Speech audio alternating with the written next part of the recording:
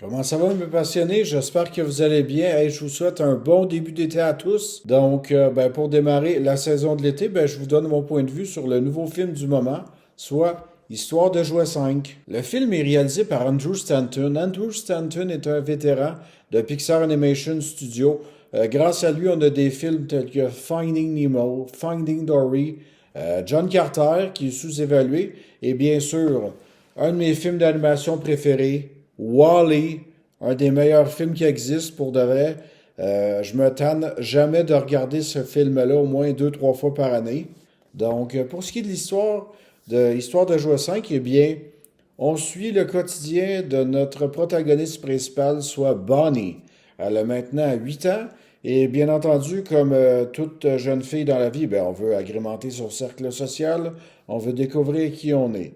Bon, et bien sûr, des fois, les résultats sont pas si convaincants que ça. Donc, les parents de Bonnie, pour se permettre de socialiser plus avec leur fille ou d'avoir accès à un plus grand cercle social, ont eu la brillante idée d'acheter une tablette à leur enfant de 8 ans. Bon, c'est comme ça, c'est comme ça.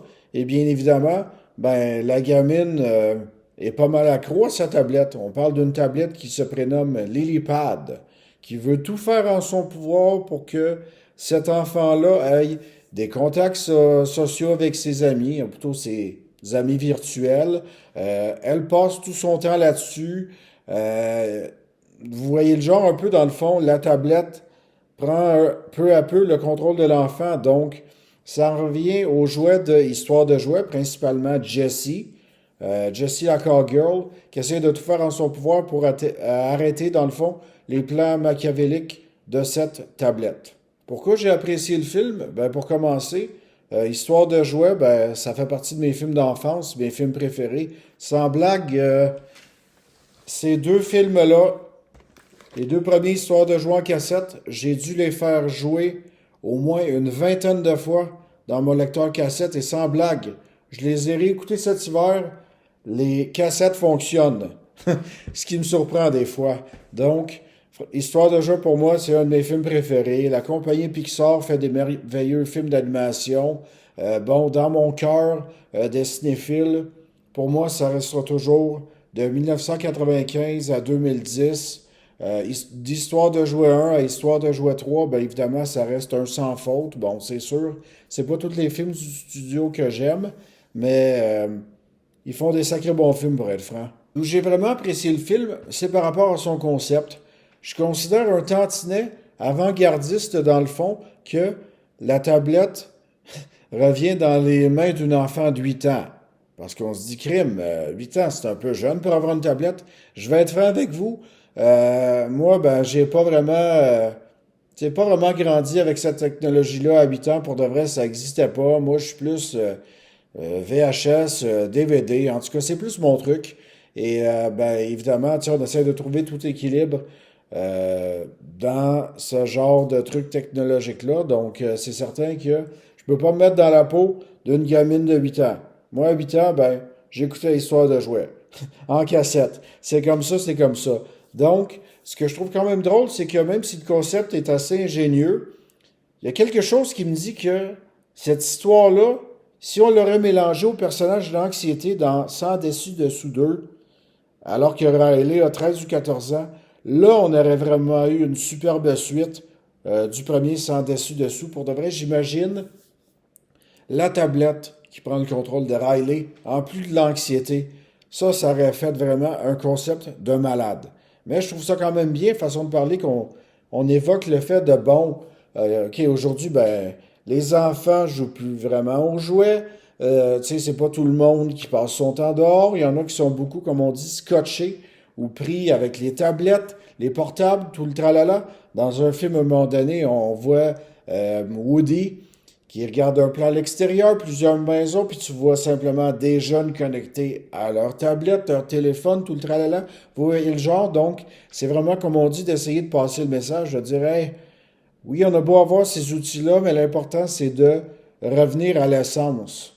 Puis ce que j'ai vraiment apprécié là-dedans aussi, c'est que, à mon grand étonnement, il s'agit vraiment du film de Jessie la Cowgirl. sans trop vous révéler, dans le fond, c'est elle qui est vraiment le personnage principal du film. Buzz est toujours là, avec son armée de robots, qui a sa propre mission. Andy est toujours là avec Bo pour aider à trouver les jouets qui sont perdus ou abandonnés, mais c'est vraiment le film de Jesse.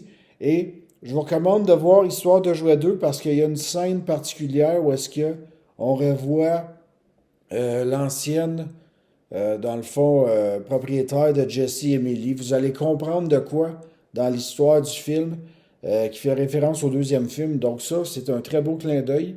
C'est une des scènes les plus touchantes du film. Où j'ai un peu de difficulté par rapport au film, c'est vraiment concernant sa justification. Je m'explique.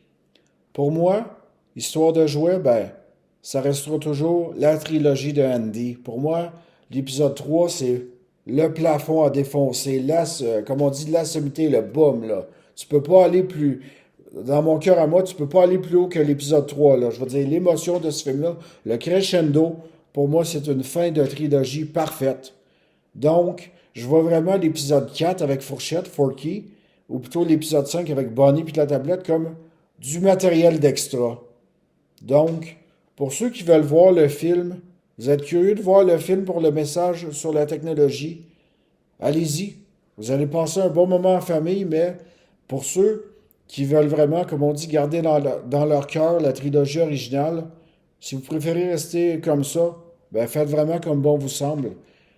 Votre perspective par rapport à ce film-là va vraiment dicter de dire, OK, est-ce que pour moi, je mérite de voir un cinquième histoire de jouet ou j'en ai vraiment assez avec le troisième volet qui donnait la conclusion à une trilogie parfaite tant qu'à moi. C'est pas vraiment un grand film, mais pour moi, c'est un bon film tout simplement.